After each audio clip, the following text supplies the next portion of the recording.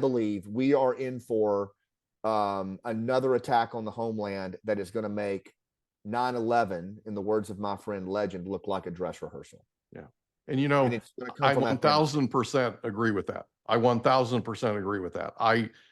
My problem with the Doha Accords and my problem with leaving the Afghanistan government, regardless of how feckless they are, regardless of how effective they are, okay, when you leave them out of the conversation, when you leave them out of the accord, when you leave them out of the negotiations, yes, you make them insignificant, but you basically give the Taliban credibility that the Taliban should have never had in the first place. No, they're an illegitimate actor. All of a sudden, all of a sudden you're picking the winners, right? You are.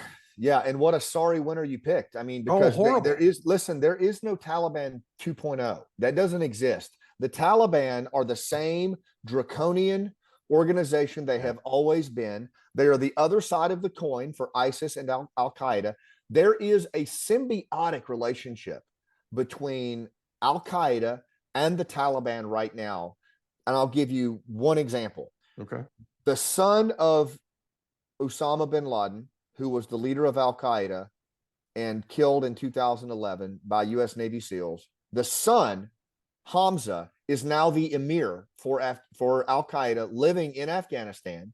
And he is married to the daughter of Mullah Omar, the former commander of the faithful of the Taliban. Wow. So, and the son, the oldest son of Hamza bin Laden, wait for it, is named Osama bin Laden. And his grandfather is Osama bin Laden and Mullah Omar, right? So if you think that there is not a symbiotic relationship between these two organizations, you're deluded. Yeah. And this is the other thing, and why I'm bringing it back to your point about every American who is going to vote should strongly consider Afghanistan, both what happened with it and what's happening now, as a central premise in how they make their voting choice. Yeah. On this I issue, totally agree. Because there are a lot of veterans, Mike, like myself, who after 9/11, after that heinous attack, we said never again.